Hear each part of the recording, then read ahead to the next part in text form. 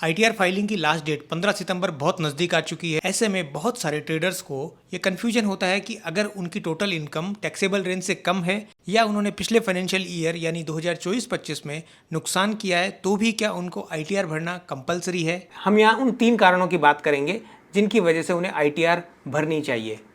पहली बात, चूंकि हम जो भी शेयर मार्केट में काम करते हैं वो सारा डेटा पैन कार्ड की वजह से इनकम टैक्स डिपार्टमेंट के पास जाता है। ब्रोकर लोग वो डेटा आईटी डिपार्टमेंट को प्रोवाइड कराते हैं, तो इनकम टैक्स डिपार्टमेंट उन सारे लोगों को रेंडमली नोटिस भेजता है आईटीआर ना फाइल करने की वजह से।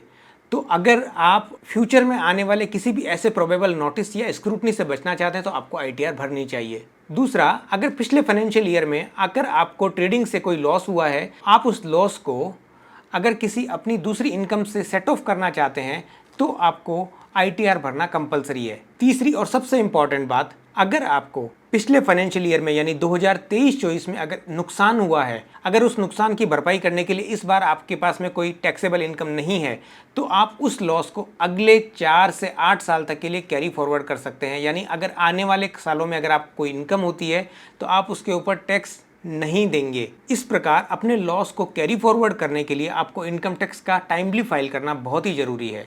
फाइनल वर्ड्स, अगर आपकी इनकम टैक्सेबल है और अगर आपने इनकम टैक्स फाइल नहीं किया है तो आप पेनल्टी से भी बच सकते हैं।